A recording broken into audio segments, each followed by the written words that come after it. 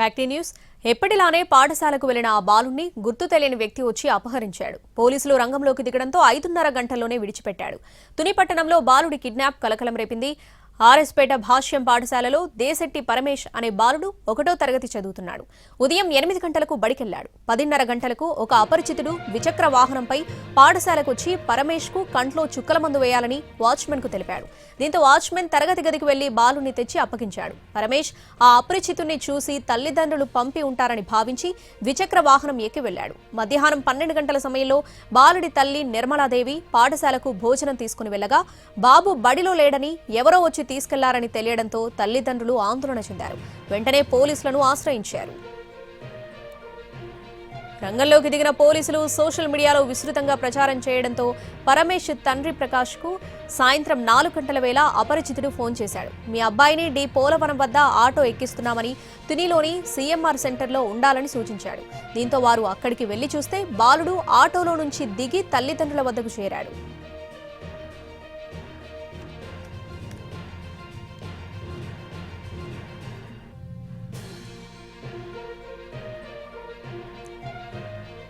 బాలుడిని దుండగులు కారెక్కించారని, కాళ్లు చేతులు తాడుతో కట్టేశారని తెలిసిందని పోలీసులు చెప్పారు. కిడ్నాపర్ 2 రోజుల ముందే స్కూల్కు వచ్చి రెక్కి నిర్వహించారని పోలీసులు భావిస్తున్నారు. తల్లిదండ్రులు మాత్రం తమకు ఎవరితో గొడవలు లేవని అంటున్నారు. ఇక పూర్తి వివరాలు మా ప్రతినిధి సాయి సుధీర్ అందిస్తారు. తుల్లో కిడ్నాప్ కలపలం రేపింది. కిడ్నాప్కి సంబంధించి కూడా బాబు అయితే ప్రస్తుతానికి సేఫ్గా ఉన్నాడు. ఉదయం స్కూల్కి వెళ్ళిన కాసేపటికే కిడ్నాపర్లు 2 స్కూటర్ మీద వచ్చి ఎవరైతే భాష్యం స్కూల్కి వెళ్ళి పరమేష్ని బలవంతంగా ఏదైతే స్కూల్ టీచర్లకు దానికి సంబంధించి సిరప్ వేయాలి, హెల్త్ బాగాలేదని, కండిషన్ బాగాలేదని అక్కడి నుంచి తీసుకెళ్లిన పరిస్థితి. కొద్ది గంటల పాటు కుటుంబ సభ్యులు కావచ్చు, అదేవిధంగా తల్లిదండ్రులు తీవ్ర ఆందోళన ఆవేదన వ్యక్తం చేశారు. అసలు పరమేష్ ఉన్నాడు, అసలు ఎక్కడికి వెళ్ళారు, ఏం చెప్పారమ్మా నీ కళ్ళు? ఏం చెప్పలేదు. ఎక్కడికి తీసుకెళ్లారు? పొదంలోకి. ఎందుకు వెళ్ళావు మరి నువ్వు, మీ మమ్మీ మీ డాడీ లేకుండా? కాదు, స్కూల్లో ఒక వాచ్మెన్ ఉంటారు అని చెప్పి నిజం అనుకున్నాను. డమ్మీ నేను చెప్పింది అది నమ్మేశాను. వెళ్ళమన్నారు కాబట్టి వెళ్ళిపోయాను. ఇంకా ఏం చేశారు అక్కడ? ఏమైనా పెట్టారా నీకు? ఏం పెట్టినా నేను తినలేదు. ఏమైనా మాట్లాడారా? ఏమైనా అడిగారా?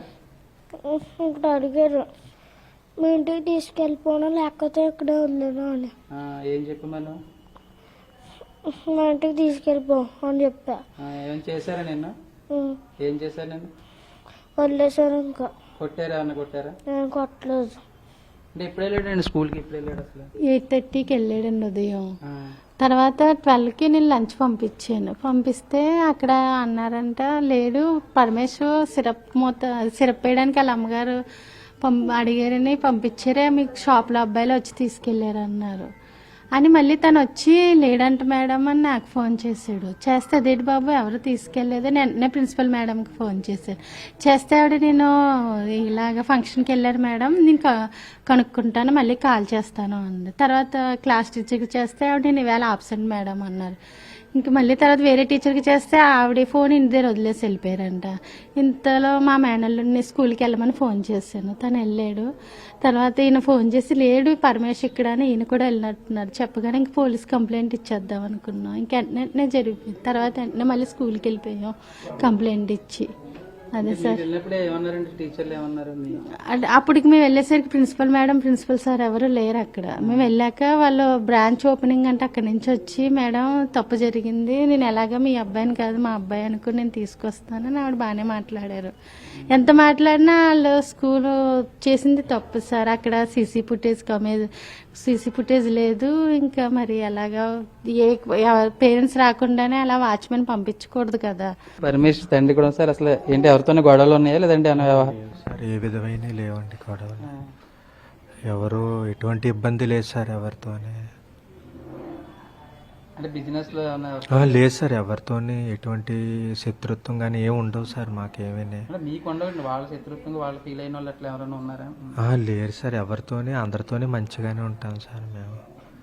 ఏం చెప్పారండి మరి పోలీసులు ఏం చెప్పారు? అంటే చూసారు సార్, స్టేషన్కి వెళ్ళి నేను వెళ్ళగానే వెంటనే ఎస్ఐ గారు కూడా నా కూడా వచ్చారు, వెనకాల సిఐ గారు కూడా వచ్చారు సార్.